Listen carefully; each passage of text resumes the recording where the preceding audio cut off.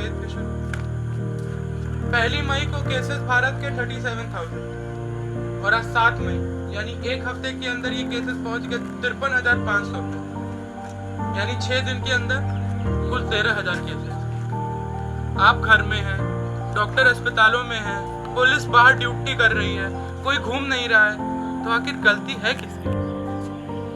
आखिर क्यों इतने केसेस बढ़ रहे हैं? मॉल्स बंद है, धार्मिक संस्थान बंद है, सब पब्लिक गैदरिंग बंद है, तो आखिर ये गलती है किसकी? हम कहाँ खड़े होते हैं इन सब पे? कुल एक तो 35 करोड़ जनता में केवल 10 लाख टेस्टिंग हुई है अभी, और उसमें ये हाल है। सोच के डर सा लगता है। तो आखिर गलती किसकी है? कमी कहाँ रह गई?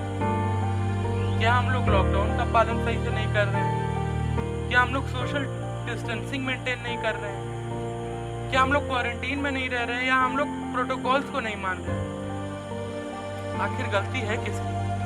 आज भी लोग इस कोरोना महामारी को गंभीरता से नहीं ले रहे। बिना मास्क लगाए घूमना, बिना प्रॉपर पर्सनल हाइजीन मेंटेन करना, ध्यान ही नहीं दे रहे इस बात। आपको पता नहीं होगा, अभी तक इस महामारी की कोई वैक्सीन नहीं है। इसको केवल इसके ट्रांसमिशन को रोका जा सकता है, जो कि लॉकडाउन और क्वारंटीन से हो रहा है।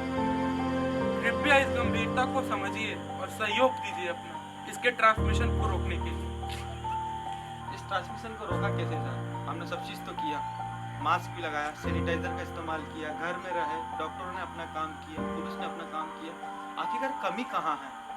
ये कमी हमें इस वैश्विक महामारी से हरा भी सकती है और कहीं ना कहीं अस्तित्व की भी बात आ सकती है, जबकि पूरे विश्व की नज़र हमारे भारत पर है, क्योंकि भारत ना सिर्फ विश्व गुरु था, बल्कि आज के इस दौर में एक विश्व गुरु बनने की दौड़ में सबसे आगे है। इसके लिए हमें ये समझना होगा कि इस कमी को हम दूर कैसे किया जा सकते हैं। आज भी हमें उन लोगों को जागृत करना है जो कि ये कह रहे हैं कि ये लड़ाई भारत की। अरे भारत में आप भी आते हैं, यहाँ पे इसका नाम वैश्विक है। वैश्विक का मतलब होता है कि ये विश्व की सबसे बड़ी ये लड़ाई सिर्फ डॉक्टर्स या फिर पुलिस या फिर सरकार की नहीं है, ये हर एक वो इंसान की है जो कि हमारी कंट्री में, हमारे देश में रह रहा है। सरकार के द्वारा उठाए गए कुछ निर्णय जो कि वाकई में हम लोग मानते हैं बहुत कठिन है, लेकिन परिस्थिति का सामना हमको बिल्कुल ही करना होगा।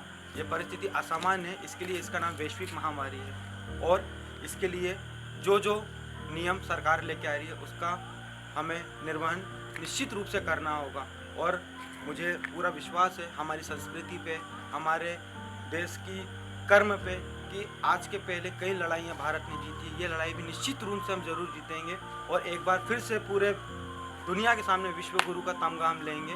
और मैं जाने से पहले बस आपसे इतना ही कहना चाहता हूँ कि मास्क पहनना, लॉकडाउन को पालन करना, सोशल डिस्टेंसिंग, इसके अलावा हमें कहीं ना कहीं हमारी अंदर भी एक सवाल पूछना होगा कि आखिरकार कब तक हम एक गलतियों का पुतला बनेंगे और एक समाज को खतरे की ओर आगे बढ़ाते जाएंगे। कहीं ना कहीं जब तक हम एक जागरूक व्यक्ति नहीं होंगे, हमारा देश फिर से एक बड़ी लड़ाई की चुनौतियों का सामना करने से कहीं दूर है। मैं आप लोगों से सिर्फ एक ही बात कहना चाहता हूँ कि इस समय हमें वो चीज़ करना होगा जो कि हमारे धर्म, हमारी संस्कृति और सिर्फ हमारे देश को बचाने के लिए सबसे अग्रणीय हों। और मैं जाते जाते एक बात कहना चाहता हूँ, आज मैं बहुत दूर हूँ अपने परिवार से, अपने लोगों से, लेकिन आज भी उनकी एक बात जो कि मेरे को सबसे ज़्यादा ताकत देती है।